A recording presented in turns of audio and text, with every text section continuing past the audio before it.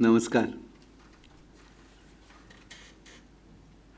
President of the National Federation of State Cooperative Banks, आदरणीय श्री राव साहब, board के director Shri Mehrotra जी और उपस्थित बहनों और भाइयों, I have been given about 35 to 40 minutes. I'll restrict it to that, don't worry. But I'll speak on two aspects. First is about the cooperative policy in general, which has recently been adopted by the Government of India. Some of the plans associated with the policy, but where the action has already been initiated by the central and state governments. That is part one, which I'll read. And the second is about the banking, cooperative banking, both in rural and urban areas. I would talk of both the sides. For the first time, India had a liberal cooperative act that happened in Andhra Pradesh when late N.T. Rama Rao was the chief minister. And that really started the process of rethinking about the cooperative laws in the country. It did make a big impact, and thereafter बहुत राज्यों ने autonomous self-reliant cooperative acts अपने अपने राज्यों में पारित किए. जो बड़े राज्य हैं जहाँ कॉपरेटिव्स की संख्या बड़ी है, for example Maharashtra, they didn't do that unfortunately, but बहुत सारे राज्यों ने वो किए and the cooperatives in its own way got a good boost. During the time when Atal Bihari Vajpayee was the prime minister, देश का नेशनल लेवल का मल्टी स्टेट कोऑपरेटिव एक्ट पहली बार लिबरल बनाया गया. आप सबको ध्यान में होगा शायद कि उस समय नीतीश कुमार जी एग्रीकल्चर मिनिस्टर थे और कोऑपरेशन मिनिस्ट्री का ऑलमोस्ट इंडिपेंडेंट चार्ज ये गोवा के आज भी मिनिस्टर है केंद्रीय मंत्रिमंडल में श्रीपाद जी नाइक थे. तो उनकी दोनों की अध्यक्षता में, उनके गाइडेंस में वो मल्टी स्टेट कोऑपरेटिव एक्ट पहला जो बना था उसको, और देश की पहली नेशनल कोऑपरेटिव पॉलिसी बनी थी. Almost two my knowledge all states adopted it, कोई एक्सेप्शन नहीं था उसमें. बट इम्प्लीमेंटेशन उसके बारे में बहुत कुछ हुआ नहीं. That is also a tragedy, both at the centre and at the state level. Adopt कर ली पॉलिसी सब लोगों ने, बट इम्प्लीमेंट नहीं हुआ था. Not much could be done. और लगभग अभी 20 साल के बाद नई राष्ट्रीय कोऑपरेटिव पॉलिसी बनी है. ये पॉलिसी बनकर अडॉप्ट होने में बहुत समय गया. ऐसी भी चर्चा बहुत बार आप सब लोगों ने सुनी होगी, but that was natural. The size of our cooperative movement you all know, I don't have to say. We are the largest cooperative movement in the world. More than 25% of the total world's cooperatives are in India. और फिर initially during the British time cooperative was a central subject, but 1934-35 में जब local self governments बने तब Britishers were smart and cunning. They didn't want to support the farmers by their own budgets. तो local self government बनाए तो आप ही tax लगाइए, आप ही किसानों को मदद करना है वो कीजिए. वो ध्यान में रखकर उन्होंने कोऑपरेटिव एक्ट को स्टेट सब्जेक्ट बना दिया. And since then cooperative has become a state subject. After independence, क्योंकि देयर वेर कोऑपरेटिव्स और स्टेट रीऑर्गेनाइजेशन हो गए, तो हमारी देश की बहुत सारी कोऑपरेटिव्स ऑटोमेटिकली रीऑर्गेनाइजेशन के बाद मल्टी स्टेट कोऑपरेटिव्स बन गई। जैसे उदाहरण महाराष्ट्र का ही दे तो there was a part of Madhya Pradesh in Bombay state, Gujarat was there, parts of Karnataka were there. तो इन बॉम्बे स्टेट में जो सोसाइटीज़ थी वो अलग अलग राज्यों में गई। Then it became necessity to have a cooperation in the concurrent list. That is the brief history of our cooperative law. तो स्टेट सब्जेक्ट होने के कारण it was primarily a state subject. Concurrent it became only for those societies which were operating in more than. Himachal का तो परिस्थिति और है, वहाँ 3 राज्य थे, 3 या 4, और वहाँ 3-4 एक्ट्स हैं, और आज भी they worked in a different pattern than rest of the country. तो ये बैकग्राउंड रहा। तो नेशनल पॉलिसी कभी ज़्यादा इफ़ेक्टिव नहीं बनी थी अपने देश में। और इस बार जब नेशनल कोऑपरेटिव पॉलिसी बनाने की बात आई, तब एक बहुत बड़ी कमिटी बनी। इनफैक्ट कोई कोऑपरेटर्स ने उसको क्रिटिसाइज भी किया कि 48 मेंबर्स की जंबो कमिटी बनी, how will a committee function. But हमारे चेयरमैन थे Suresh Prabhu ji, who himself is a veteran cooperator, and हम लोग इनफॉर्मली बात कर रहे थे, तब मैंने उनको सजेस्ट किया था let us break it this committee into 6 or 7 groups, each specialising in the activity of various cooperatives. कोई लॉ की थी, बैंकिंग एंड फाइनेंस की थी, प्रोसेसिंग की थी, रूरल क्रेडिट के लिए थी, डेयरी की थी, फिशरीज, ऐसे अलग अलग सेक्टर्स में हमने किया था। And we had left for each individual member to choose his own committee. ये सेंट्रल कमेटी की सब मिलकर लगभग 17-18 मीटिंग्स हुई, 4 रीजनल वर्कशॉप्स भी हुए। Extensive consultation was also done by the Central Cooperative Ministry with all state governments and union territories. आपको आश्चर्य लगेगा सुनकर, बट लगभग 650 सजेशंस पूरे देश से, फ्रॉम मल्टीपल स्टेक होल्डर्स। इसमें रेगुलेटर्स, रिजर्व बैंक, नाबार्ड, ये संस्थाएं भी थी, बहुत सारे एजुकेशनल इंस्टीट्यूशंस थे, एकेडमिक यूनिवर्सिटीज़ भी उसके अंदर थी। तो इन सबको लेकर सब जो सजेशंस आए थे हमने सर्कुलेट किए थे सब मेंबर्स के पास, उनके फिर सजेशंस मांगे थे, and A small drafting committee was constituted. Fortunately I was a part of the drafting committee along with Dr. Hema Yadav, who was then the director of Vamnicom, and Dr. Pichai, who came from Tamil Nadu. तो हमने draft बनाकर ये committee दी थी। Simultaneously cooperation ministry ने कुछ पहले से ही काम शुरू कर दिया था, और उसका अपने कोऑपरेटिव बैंकिंग फाइनेंशियल सेक्टर जो है उससे वो संबंध आता है, वहाँ तक मैं जाऊँगा। बट टू कोऑपरेटिव पॉलिसी के बारे में कहूँ तो पहला तो मानना ये हुआ कि कोऑपरेटिव इंस्टीट्यूशंस जो करंट फॉर्मेट में हम दिखते हैं वो तो मॉडल हमने अन्य देशों से लिया, जर्मनी से लिया, कुछ यूके से लिया। बट जब हम इंडियन, जिसको आज कोई माइथोलॉजिकल कहता है, कोई एंशिएंट स्क्रिप्चर्स कहते हैं, उसका भी थोड़ा अध्ययन कुछ लोगों ने हमारे में से किया था, तब ध्यान में आया कि the nature of cooperatives was prevalent in India much before what we claim to have originated in Europe and other places.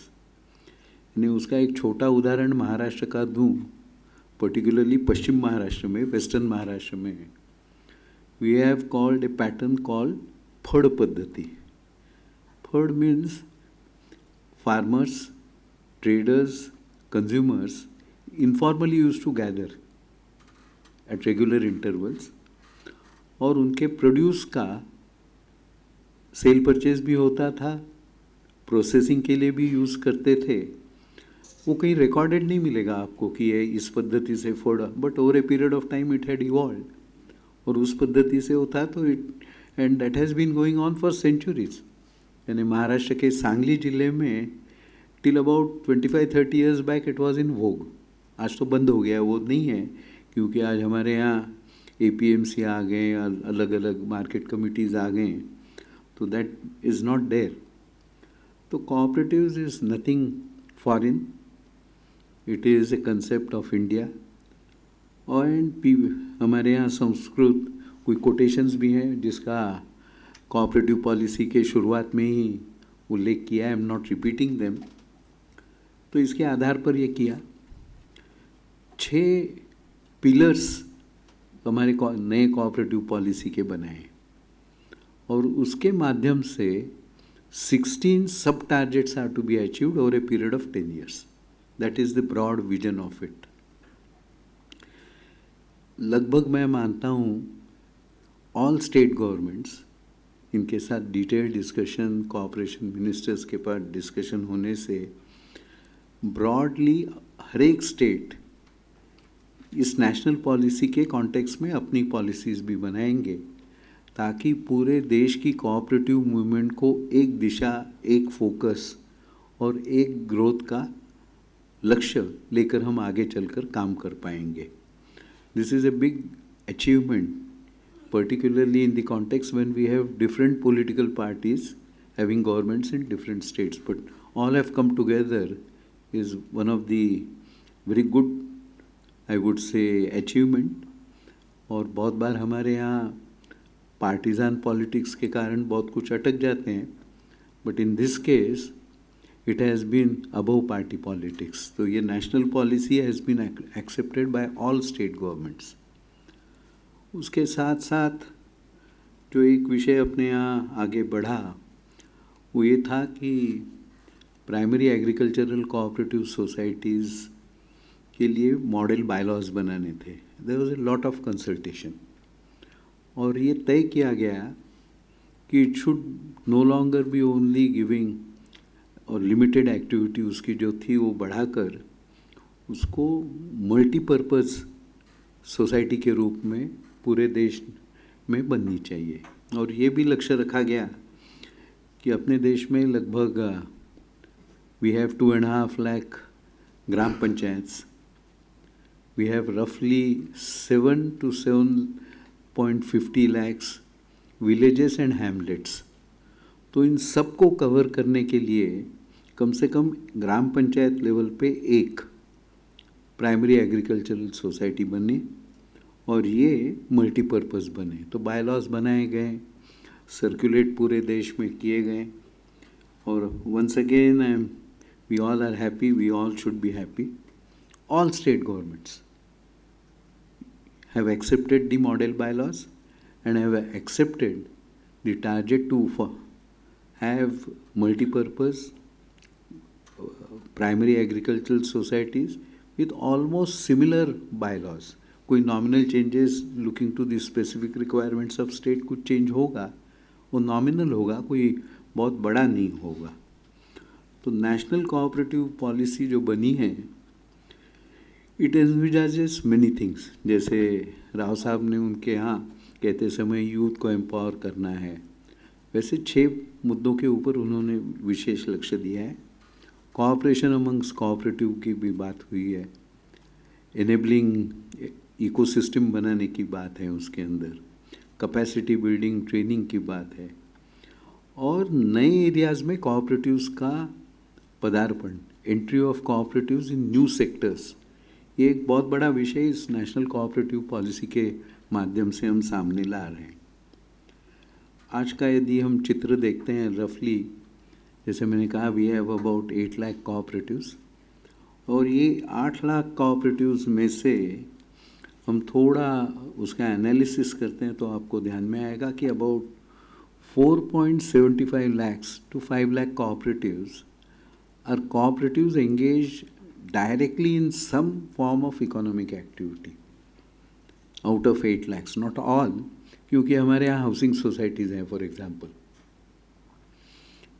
वो तो लोग रहते हैं वहाँ. जो पैटर्न मुंबई में बना है वही पूरे देश में आजकल फैल रहा है कि बिल्डर्स कंस्ट्रक्ट करता है शहरों में बिल्डिंग, सोसाइटी बनाकर हैंड ओवर कर देता है रहने वालों के पास, ऐसे छोड़ देते हैं सर्विस टाइप ऑफ सोसाइटीज़.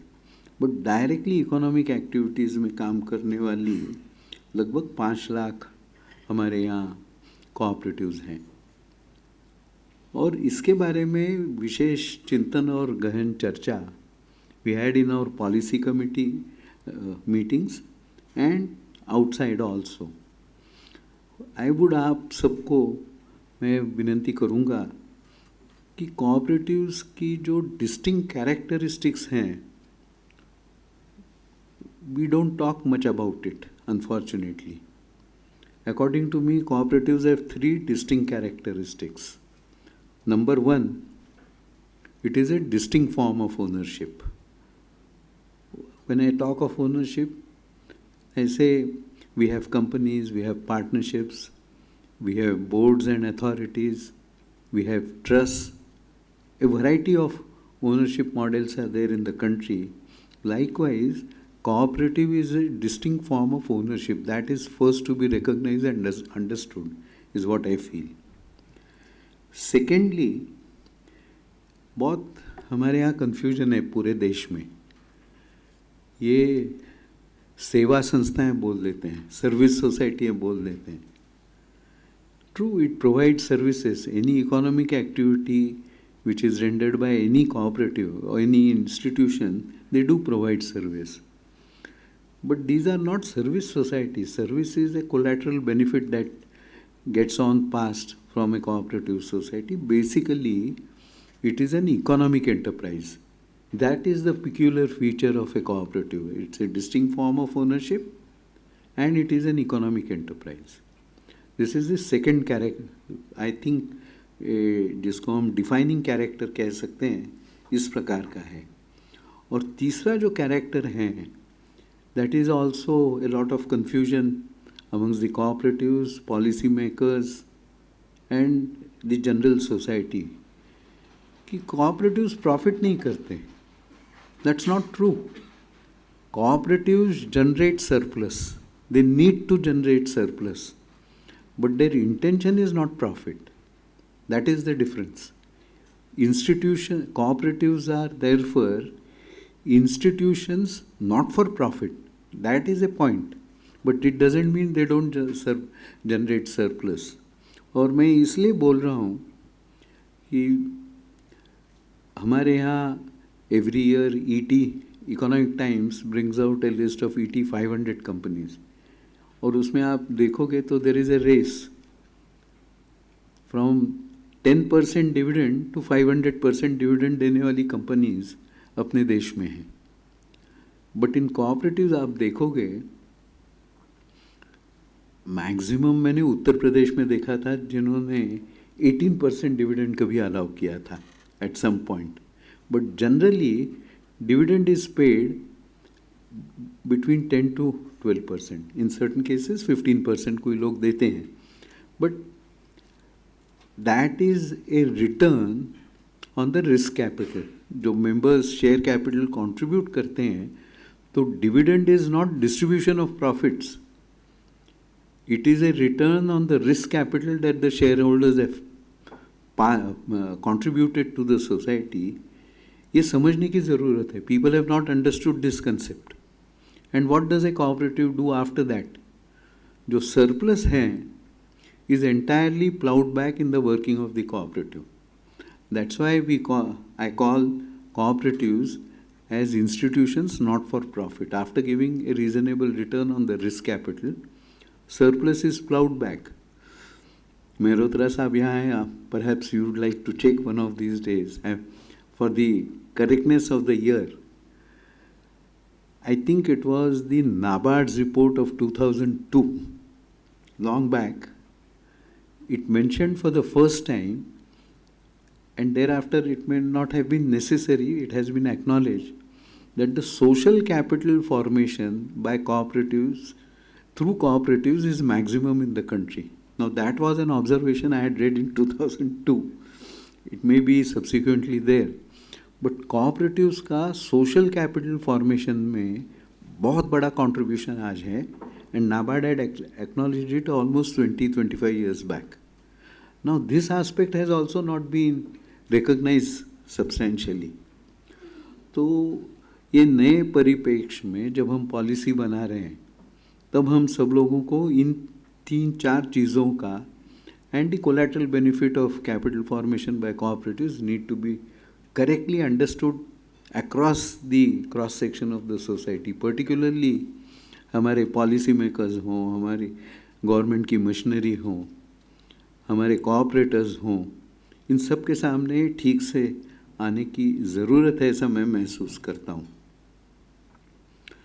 हम जब आगे जाते हैं तब and when we are thinking कि आज की कोऑपरेटिव पॉलिसी जो बनाई गई है और आज जिस परिप्रेक्ष्य में पूरे देश की इकोनॉमिक पॉलिसीज़ के बारे में चर्चा हो रही हैं, that is in the context of developed India by 2047 when we are completing 100, विकसित भारत बाय 2047. और उसमें हम कोऑपरेटिव्स का कंट्रीब्यूशन क्या कर सकते हैं, ये ध्यान में रखकर भी कुछ बड़ी मात्रा में कोऑपरेटिव पॉलिसी को बनाया गया है. हमारे देश में विशेष करके हम देखते हैं तो there are some societies with very large numbers. Primary agricultural cooperative societies they number about 1 lakh. मैं राउंड फिगर्स बोल रहा हूँ बिकॉज मैंने एग्जैक्ट फिगर्स तो अभी लिख कर लाए नहीं हैं. Then we have functional primary milk cooperative societies about 1,20,000. Then we have credit societies in urban areas and also in rural areas which are other than PACs, numbering about 1 lakh. इसके अंदर employees और workers की cooperative credit societies भी आती हैं, महिलाओं की societies भी इसमें आती हैं. तो हम ये देखते हैं तो ये 3 कैटेगरी में ही लगभग we have more than 3,25,000 cooperatives out of the 5 which I was mentioning. उसके साथ बहुत बड़ी मात्रा में हमारे यहाँ we have societies in fisheries, we have societies of what shall I say, our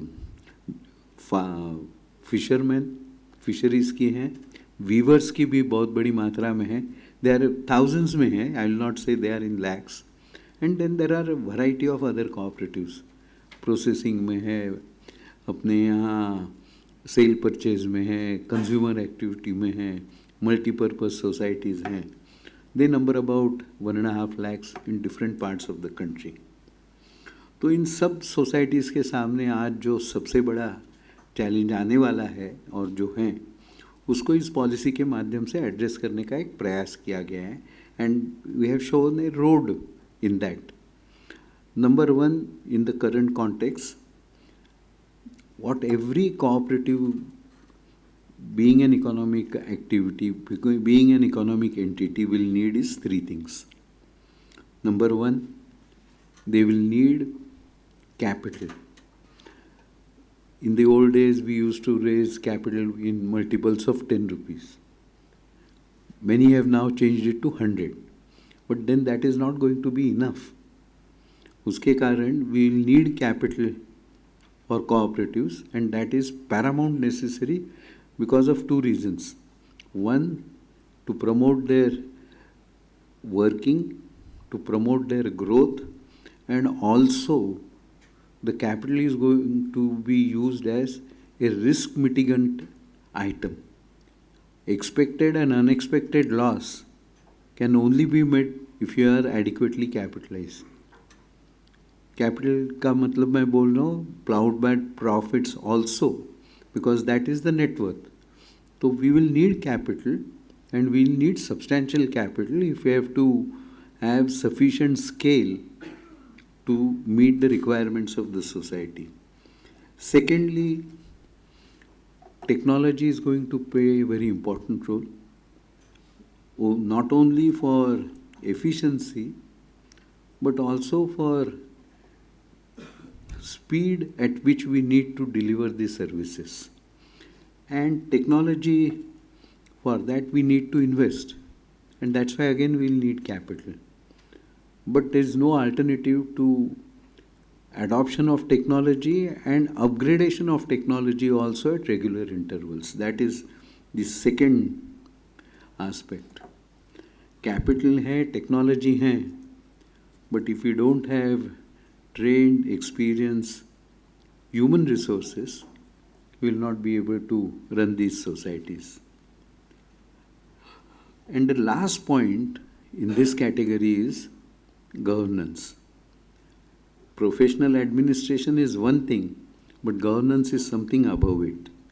So we need to have a very good governance standards, good practices, disclosures, transparency in our operations, standard operating procedures, oversight, audit.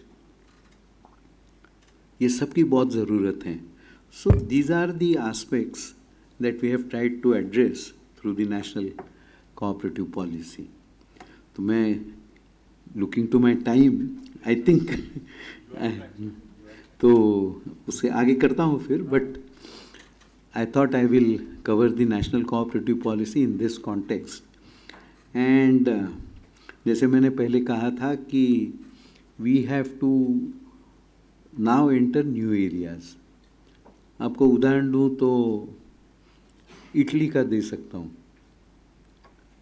Italy में विश्व की सबसे ज़्यादा tourism cooperatives हैं. छोटा देश है compare to India, the size is miniscule I would say. बहुत छोटा देश है. ये छोटे देश में सबसे ज़्यादा है, and they are in entire 360 degrees services वो प्रोवाइड करते हैं. टिकटिंग है, ट्रांसपोर्टेशन है, होटलिंग है, साइट सीइंग है, गाइड की व्यवस्था है, एंड एवरीथिंग इज़ ऑनलाइन. हम लोगों ने, सब लोगों ने तो इनक्रेडिबल इंडिया के पोस्टर्स देखे होंगे, टीवी पे एडवर्टीजमेंट आती है तो देखे होंगे. विश्व में जो है वो सब चीज़ें अपने देश में हैं. You don't have to go to Switzerland to see the snow peaks. आप अरुणाचल में चले जाइए, तवांग में थोड़ा आगे. It's no different from any Scandinavian country. I have gone, I have seen both the places. There is no, हमारे यहाँ गोवा के बीचेस हैं, and it's not only Goa. Goa ने तो मार्केट कर लिया तो everybody thinks beaches are only in Goa. ये तमिलनाडु में भी है, महाराष्ट्र में भी है, सब जगह है. So beaches is not an issue. Monuments across the country, they are wonders. But हमने कहाँ टूरिज़्म अपने यहाँ बढ़ाने की बात की है. We have not done much. Tourism is one area जो भारत की जो इंटरनेशनल लेवल की समझ है वो बढ़ाने में बहुत बड़ा कंट्रीब्यूट करने वाला है.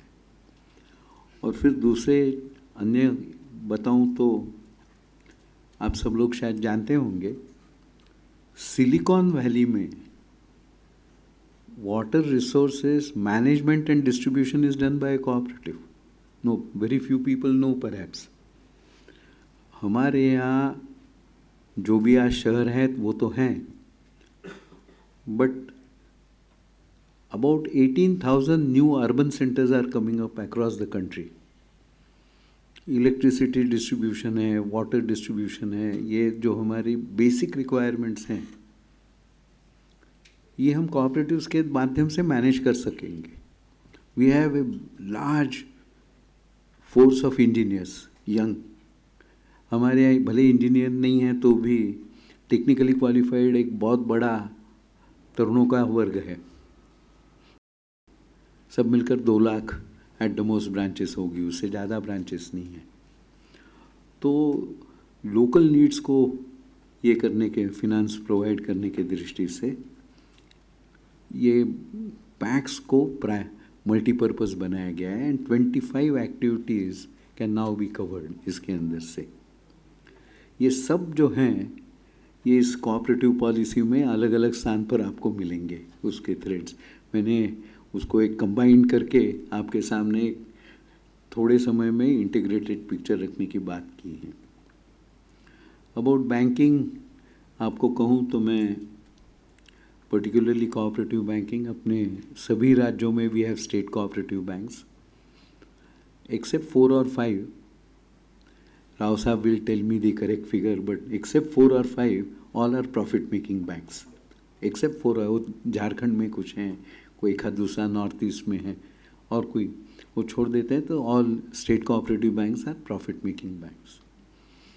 As I mentioned, we have 750 districts, but as against that, we have only about 350 district central cooperative banks in the country. And these 350 banks, out of that, about 60 are still stressed. Not necessarily loss making, but they are stressed. But these 350 banks serve about 500 districts in the country. That is also one of the features of it.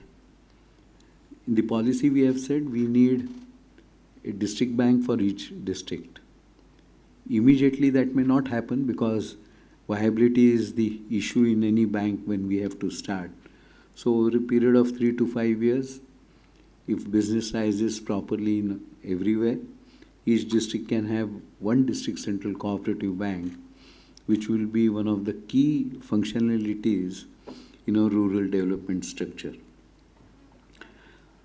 District central cooperative banks, under them come the PACS, और PACS के माध्यम से आज हम crop loan में in major part with the ministry of finance and the ministry of cooperation that it is high time we have new business plans both for district central cooperative banks and state cooperative banks.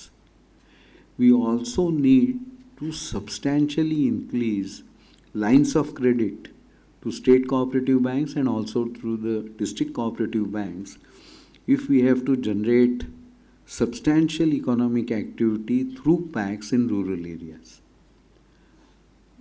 कर रहे हैं, some changes have happened, but more changes are also necessary in this context.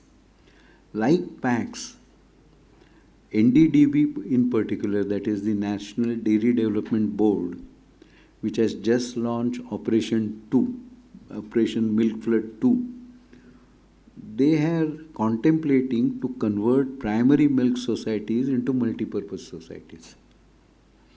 So they can also complement a large part of activity along with the PACs. So we can have two societies doing good work, promoting economic activity, funding the requirements of the local entrepreneurs and businesses at local level. तो इन सबको funding करने के लिए district central cooperative banks and state cooperative banks need to be substantially capitalized than what they are today. ये एक बहुत बड़ी आवश्यकता है. In their own way, NABARD and NCDC fund these banks, both in short term and long term. But we need to do much more on that scale. Here again, the question comes of raising capital. Fortunately, जो हमारा banking regulation act amendment हुआ, उसके अंदर enabling clause आ गए. Cooperative banks can now raise capital both in the form of debt and also in the form of equity. That is the provision in the Banking Regulation Act. But उसको operationalise अभी नहीं हुआ है. उसका कारण है there are some 15 or 16 acts, I am told, which will need to be amended to allow a cooperative to tap the capital markets and raise money. That is work in progress. First step, Reserve Bank has recently come out with a discussion paper for urban banks, issuance of special shares, which can provide access to raising capital, और उसके कुछ terms conditions बनाए. It's in discussion stage final guidelines are yet to come. But district central cooperative banks and state cooperative बैंकों के लिए अभी तक ऐसी कोई योजना आगे बढ़ी नहीं है. It is high time that we, now that they are legally empowered, we should draw up plans to help them raise capital, which is very necessary for them, because as I earlier mentioned, technological upgradation is also very much necessary in all the district central cooperative banks, and also in fact, one more reason why they need to be financially strengthened is हमारी जो PACS हैं, हमारी जो primary milk societies हैं, and then there are some other multipurpose societies which are engaged in thrift and credit societies. We need to connect them to our payment system. Unfortunately, today, these 3.5–4 lakh cooperatives engaged in thrift and credit, they are not connected to the payment system of our country. And that is absolutely necessary to formalize economic activity in rural areas. आज भी बहुत बड़ा व्यवहार cash में rural sector में होता है, and if we are able to finalise the economic activities and cash transactions through the national payment system gateway के साथ हम कनेक्ट करते हैं, तो it will be a big boost for India's economy. ऐसा माना जाता है कि if all things go hand in hand simultaneously, cooperatives contribution in the GDP could be very substantial, as it is, some estimates say it is around 30%, but उसका specific details नहीं है. अलग अलग सेक्टर्स अपने अपने कॉन्टेक्स्ट में बात करते हैं, वो एडअप करते हैं तो 30% होता है, but we do not have a validated correct information as of today. So formalization of rural economy through the cooperative banking network is one of the biggest both challenges and opportunity which is necessary for the country. कभी लोग पूछते हैं कि what triggers growth in India?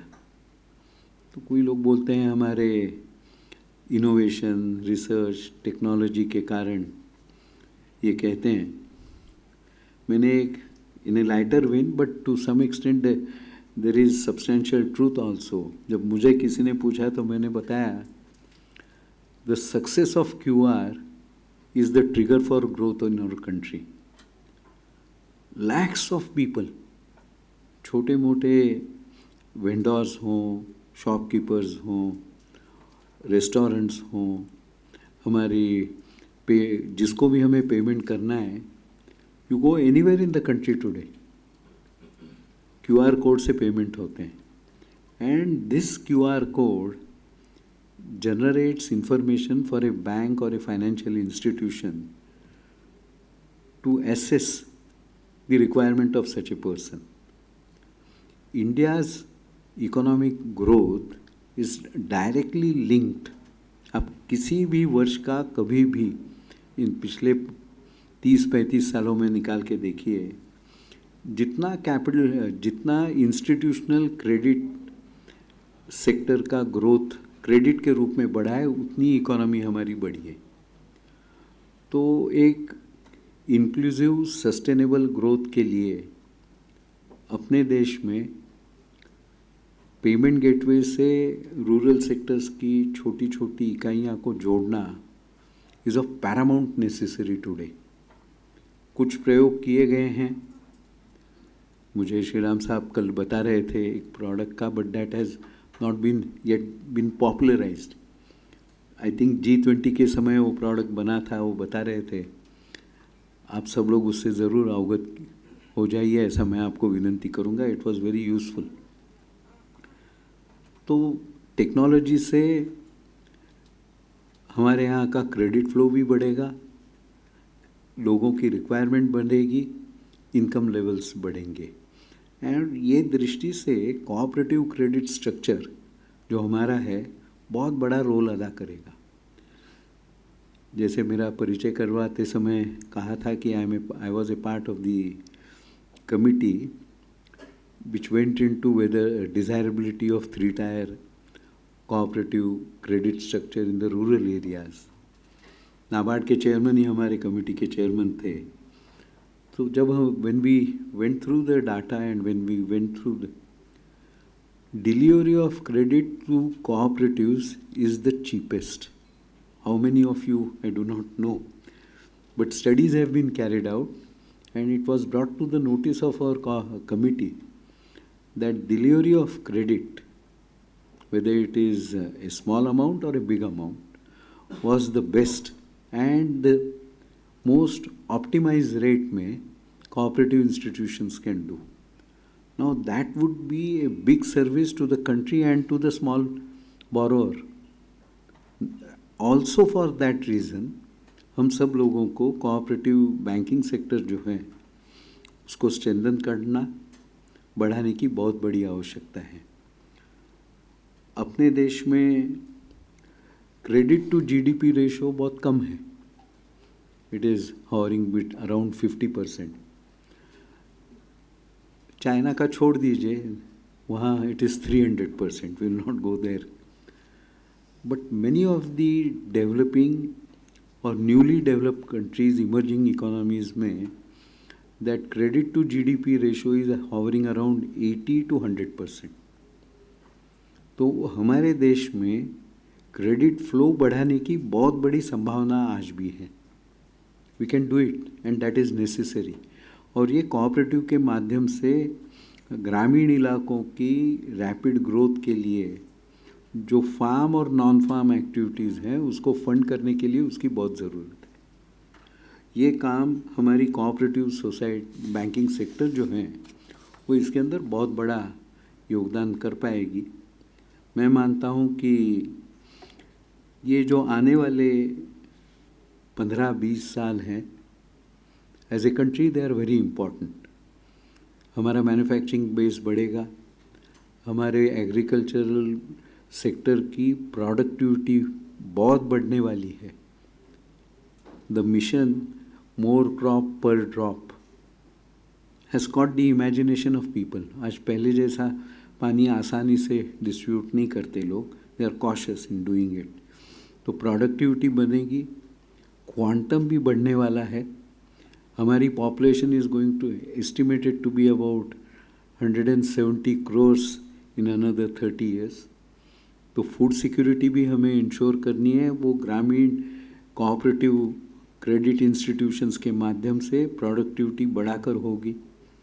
Animal husbandry में हमने बहुत limited अभी काम किया है। एनिमल हस्बेंड्री बोलते हैं तो कहीं पोल्ट्री, कहीं गोटरी, कहीं शिप रेयरिंग, इसकी बात होती है। But different areas, different type of animal husbandry is possible. North east में piggeries is going to be very important. Rajasthan में camel rearing is going to be important and a host of other animal husbandry activities, including their processing, is going to come up in a big way. Fisheries production हमारा जितना हम कर सकते हैं उसका 10% भी आज नहीं कर रहे हैं और प्रोसेसिंग तो और भी कम कर रहे हैं। तो ये सब सेक्टर्स में कोऑपरेटिव के माध्यम से हम बहुत बड़ा योगदान हम दे सकेंगे। इस दृष्टि से आप सबको मैं विनती यही करूँगा, कोऑपरेटिव्स का narrative has to be change. आज जो नैरेटिव हैं ये ठीक नहीं चलने वाला संस्थाएं हैं, यहाँ गफला होता है, देयर इज समथिंग रॉन्ग, यही न्यूज़ आते हैं। आपको सच बताऊँ तो more than 90% of the cooperatives are doing well. That has to be highlighted. और हमारे कोऑपरेटिव बैंकिंग सेक्टर दो बहुत बड़े काम करते हैं जिसका in fact we are directly contributing to the sustainable development goals target which the country has adopted.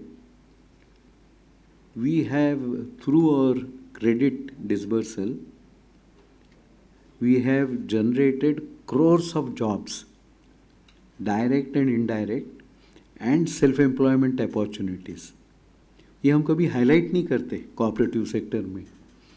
And another part is to a great extent हम एलिमिनेट तो कर नहीं पाए हैं, बट मनी लेंडर्स को उनका प्रभाव कम करने का हम बहुत बड़ा काम कोऑपरेटिव सेक्टर के माध्यम से करते हैं. और जो सस्टेनेबल डेवलपमेंट गोल का एक लक्ष्य है, फंडिंग द अनफंडेड, ये प्रायोरिटी सेक्टर एंड ऑल जो नॉर्म्स हैं, weaker section financing, it is in keeping with the larger sustainable development goals. तो इस सब में हम बहुत बड़ा कंट्रीब्यूट हम कर रहे हैं ना. और positive aspects have to be, I would say, propagated more, and the best people to do is all of you and the training institutions and capacity building institutions. मैं मानता हूँ कि cooperatives have a very bright future in our country. We will be diversifying and we will be diversifying in all the sectors.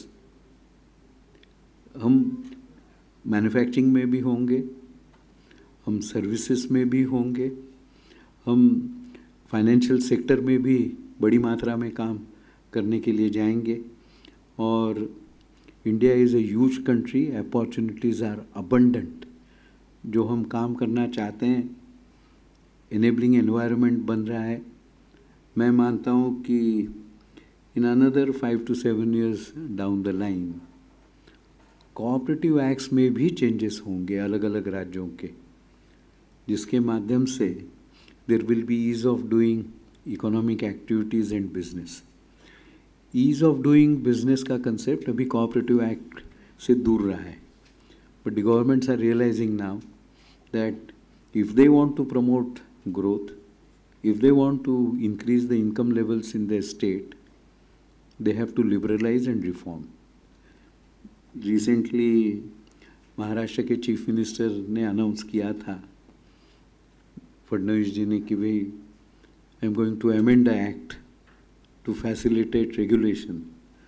So I have written him a letter and he has given me time, probably next week.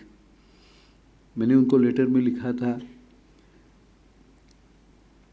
Amendment should be for reform, regulation should be for growth and development, and supervision has to be prudential. ये approach लेकर यदि हम आगे बढ़ते हैं और इस विषय को हम प्रोपोगेट करते हैं, नैरेटिव सेट करते हैं, तो I believe we should be doing very well. I thank the BIRD institute for inviting me and giving me an opportunity to share my views